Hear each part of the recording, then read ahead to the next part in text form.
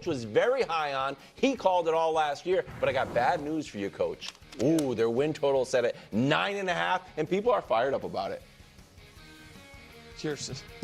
They did get a game away from the Super Bowl, lost by almost 30 points, but Bruce said it was close. It didn't feel like that. Here's their opponents coming up this year. At home, Bears, Broncos, Lions, Raiders, Seahawks, all doable. On the road against the Packers, Chiefs, Chargers, Vikings, Dolphins, and Falcons. The over-under is at 9.5, Coach. You were the oracle on the Commanders. What do you have this year? Well, I like what they've done this offseason. So they bring in they trade for Tunsil. So they solidify the left tackle position. They bring in Debo, so they add another weapon there. They've added a bunch of other pieces, maybe not as high profile as those guys, but pieces of need. And then we're moving into the draft. And when you look at this division, I'm not sold that Philadelphia is going to have smooth sailing this next season. Mm-hmm. Dallas is going to go through transition with a new head coach. The Giants are dealing with their own problems. Nobody's repeated as a champion in over 20 years in the NFC East. Yeah. So that, if it follows that pattern, we should have a new champion there. And it's hard for me to imagine that they're going to take a 3-game step back from last season. So I'm going with the over here. Okay. The headline on this number is Debo no longer an Avenger. That's the headline. What? Debo no longer an Avenger. They add Debo Samuel. Yeah. And they got a 9.5. This win total is asinine. Wow, here we go. I'm serious. This is ridiculous. I'm just gonna say, I guess this is the CJ effect. Jalen had the great rookie season. CJ Stroud had the great rookie year and kind of stepped back a little his second year. Team wasn't quite as good, looked good in the playoffs, but wasn't quite as good in the regular season. So I think that, Coach, that's all I can imagine. You said it. The additions that they made, and Debo, I like Debo as a second receiver, to McLaurin. So this is ridiculous to me. So it's an absolute easy over. Wow. So that's why I hesitate to do it, but I have to go with the under. Oh. Because so here's the thing that I just think is instructive for anyone that actually might be betting any of these totals. Last year was a super odd year in the NFL as far as the lack of dead mediocre teams and the surplus of awful teams. So just a little context. Last year, we had 10 teams win 5 or fewer games. Since we've gone to the 17-game schedule, that number had been 5, 6, and 6. So we had double of the number of really bad teams, which led to a surplus in double-digit win teams. So another number to throw at you. Last year, 1 team won 9 games. 5 teams total won 8 or 9 games. The previous 3 years, as far as 9-win teams dead average, we had 7, 6, and 6. So a lot of teams that in years past would have been an 8 or 9 win team, last year were 10 or 11 win teams because there were so many awful, awful teams that were feasting on. So I think there's going to be a lot of these numbers. People are like, oh, they can win 10. And I understand all of Brew's logic, which is they won 12 games. Jaden should be better. My argument against it is Jaden is clearly incredibly clutch and good in those moments, but they won a ridiculous amount of pull it out the fire at the very, down in the final minute game. While I don't think the Eagles will be as dominant as they were, I agree with Coach, they're still good. I think the Giants will be markedly better, because they're not going to have Tommy DeVito playing quarterback. And the Cowboys, I don't think are going to be worse than the 7-win team they were last year if Dak Prescott's healthy. They have a tougher schedule, and when you look at their schedule, while I don't think that's like an overwhelming schedule as far as like you play a bunch of juggernauts, I don't see a single layup on that screen outside of just take the division games out of it. Like its division games are really never layups. That's a fair point. There's not a team on there. Again, I'm probably higher on the Raiders than I guess the room is, but there's not a team on there that we expect to be awful. Okay. I'm glad that's where Nick left off, because it's funny that he's talking about all those close victory games and says, the Commanders, it's going to bite them. But when the Chiefs did it last season into this season, he has no problems with it at all. No problems with it at all.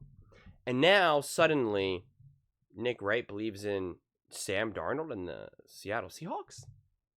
He believes in Bo Nix and the Denver Broncos. He believes in Tua Tagovailoa and the Dolphins. Huh? He believes in Jordan Love and the Packers. Like, these are all teams and quarterbacks that, like, Nick has got after. He doesn't think the Chargers are special.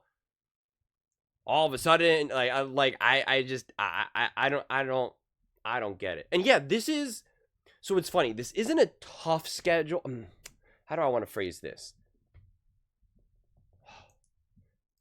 This is an interesting schedule because I do agree with Nick in the classical sense, right? That there's not these easy layups. Like, you're not playing like the Cleveland Browns, the Tennessee Titans, et cetera, right?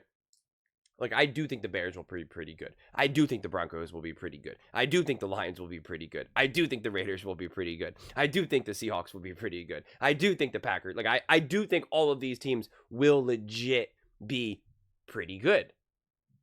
But I also believe that the Washington Commanders and Jaden Daniels will be pretty great.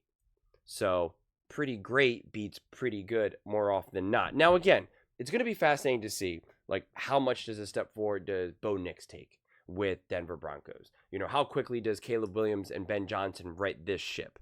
Do the Detroit Lions take any type of step back? Who do the Raiders get in the draft? Do they get Ashton Genty? What do they draft? Shador Sanders? Like, do they do something that will make this team, better immediately, or are they still planning for the future? The Seahawks is Sam Darnold able to kind of hit the ground running with Seattle? No longer playing with Kevin O'Connell. Like, when the Vikings are playing, like, who's the quarterback? J.J. McCarthy, Aaron Rodgers. I mean, like, who's it gonna be? I don't know. And if it is J.J. McCarthy, like, is it the first few weeks when J.J. McCarthy is gonna be, shaking off some legitimate rust off, or is it gonna be week 9 when now he's got some momentum and some rhythm going? Like, all of those questions are real questions, and understandably so. But if I hear this whole C.J. Stroud thing again, I mean, it's just unbelievable. Again, Jaden Daniels is way more dynamic of a quarterback than C.J. Stroud, right? I mean, that's just obvious. All the things that at the minimum Jaden Daniels can just do with his legs is, quite special and beyond what a C.J. Stroud can do. And to be clear, I think C.J. Stroud is great. But, and I think there was some real issues, not only with that O-line, but then with Bobby Slowick dealing with the injured weapons that he had to deal with. I've talked about that a lot. That you're not going to anticipate that will be a problem for not only Cliff Kingsbury, but then, of course, Jaden Daniels and that offense. They improved their O-line. They have their foundational weapons still there. And I believe also that their defense is going to improve. This is what I've been harping on all offseason. This will remain my constant take with the Washington Commanders, that this offseason, and the name of the game for the Commanders is defense, defense, defense. That is why you brought Dan Quinn in there. Dan Quinn has consistently built top defenses in the NFL for multiple franchises during multiple years, during multiple seasons. Like, that is what he does. And when you give him the pieces to be able to build the defense that he wants to, which is why I'm expecting them to make those moves within the draft, like, that's what's going to happen. When this defense gets elevated, you're not going to have to, win all these games from behind or last minute and whatnot. You're going to make the world, the life of Jaden Daniels significantly easier. And so, like, I understand what Nick was doing with all the math and saying, there were 8, 7-win teams and 10 5-win teams. And it's like, that all sounds great. That really, really does, and if you're not paying attention too closely, a fart can sound like some hip hop, it can sound like some music out there, but, if you listen a little bit more closely, you're like, what the heck was that? So, I mean, like, and that's why it's kind of comical to me, because Nick, again, in the over-under segments, like, he does not believe in the Broncos. He thinks that the Lions are going to take a step back and talk about how brutal their schedule is. He does not believe in Sam Darnold as a quarterback. He thinks he is a legitimate pumpkin. So all of a sudden he's going to be great with the Seahawks. Like, he does not believe that Jordan Love. He thinks Jordan Love is, all over the place, right? And has legitimate problems. He's made fun of Justin Herbert and the Chargers, you know, year after year after year. And he makes fun of Tua Tagovailoa, you know, especially, so like, I don't understand.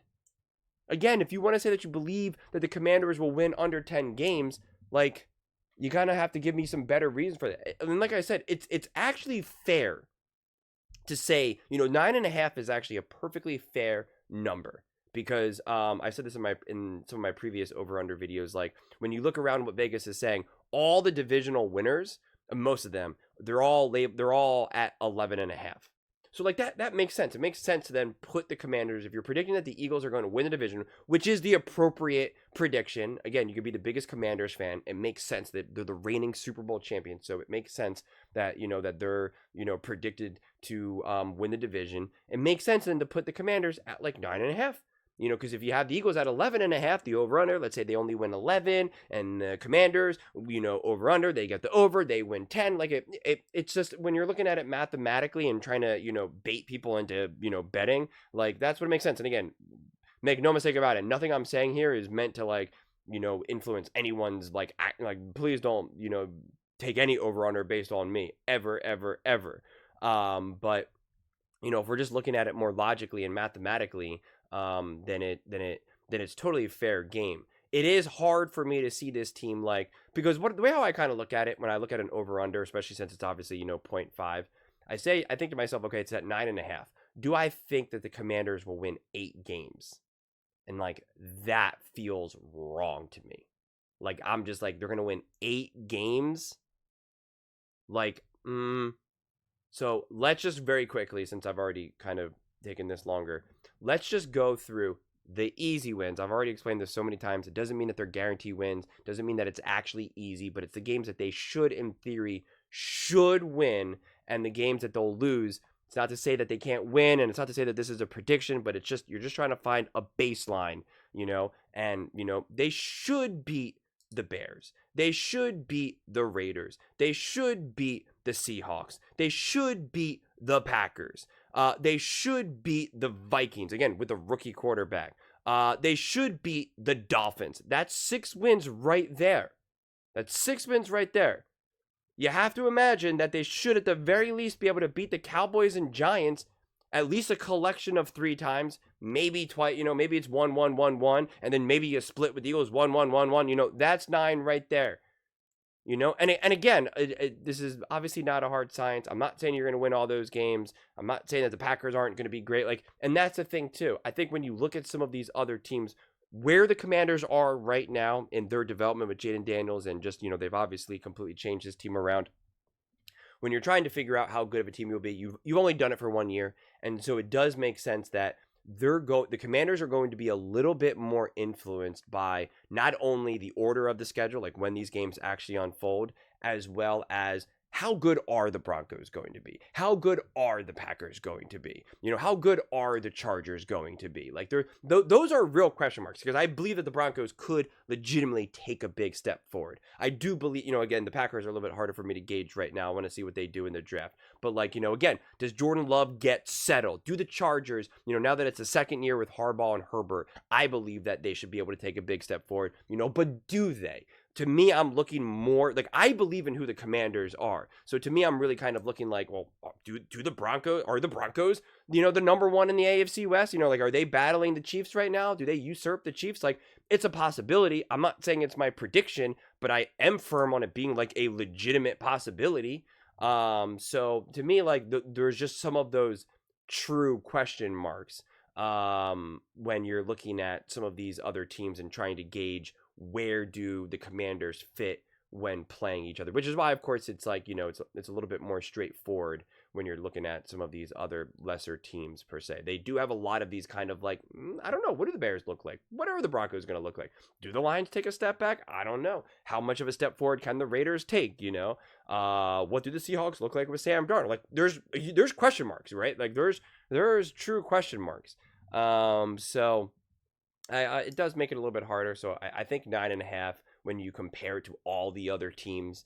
Again, especially the teams that are predicted to win the division. The Buffalo Bills, 11.5. The Baltimore Ravens, 11.5. The Kansas City Chiefs, 11.5. The Philadelphia Eagles, 11.5. So the sheer fact that the Commanders are essentially right there within, striking distance of that, it just makes sense.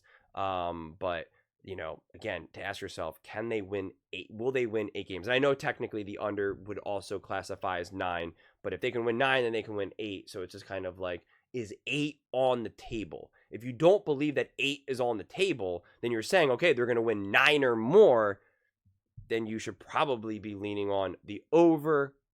But, I don't know. I do think, to be fair, and I said this in my Eagles over under as well, I do think the Cowboys will be better, and I do think the Giants will be better. And I do think that both the Eagles and the Commanders, especially, obviously, especially last season for both those teams, like, you're able to kind of just really lean on some easy wins against the Giants and against the Cowboys. So, and I don't know if those wins are going to come as easy. Doesn't mean that they're going to beat the Commanders or beat the Eagles even, but I do think that those games will probably not be something that you can just 100% bank on. And usually if that's the case in the division, it's not going to be a surprise if the Commanders drop a game to the Cowboys. It's not going to be a surprise if the Eagles drop a game to the Giants. Like, if they're feisty, if they're a 6, 7, 8 win team, then we always see even those bad divisional teams, if they're able to at least win some games and actually be competent to any degree, they always somehow manage to beat the Kansas City Chiefs, beat the Philadelphia Eagles. Like, they always find a way to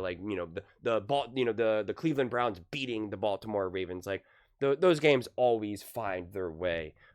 Which is why I said in one of my very earlier Commanders videos talking about, the Commanders record and their over-under is like, when do they play the Eagles? Is it week 4? Do they have a final week of the season? Are the Eagles resting their starters? Are the Commanders resting their starters? Is Jaden Daniels playing? Is Jalen Hurts playing? Like, are they going to try to oh, we believe it's going to come down to the final game of the season, so let's make that the final game of the season? Or are they going to be like, ooh, we don't want to have one of those games where everyone just rests their starters, so we're going to have the Commanders and the Eagles play each other in week 4 and week 12 to guarantee that those games are going to matter? I have no idea. Neither do you. Neither does anyone. So, and I think that'll play a factor as well. But we've seen obviously recently that a lot of these divisional games, especially with the Eagles and the Commanders, have been against it's been against nobody. It's just backups on backups. So, yeah, I think that'll obviously also play a factor as well. But those are just my thoughts. I'd absolutely love to hear yours. What do you guys all think about the Washington Commanders? Nick Wright taking the under, Brew and Mangini taking the over. Let me know in the comments below. I read every single comment. So whether you agree with me or disagree with me, either way, let's get in some discussions. Let's get in some fights. But ultimately, let's just have some fun. And please do consider subscribing. We are building an amazing community here, and I absolutely love to see you part of it. I want to build something that we all genuinely feel connected to. Something that we're really excited to be part of. I think we're on our way to doing it. And please don't forget to give this video a thumbs up, as it really does help the visibility and the algorithm. Thank you so much. See you next time.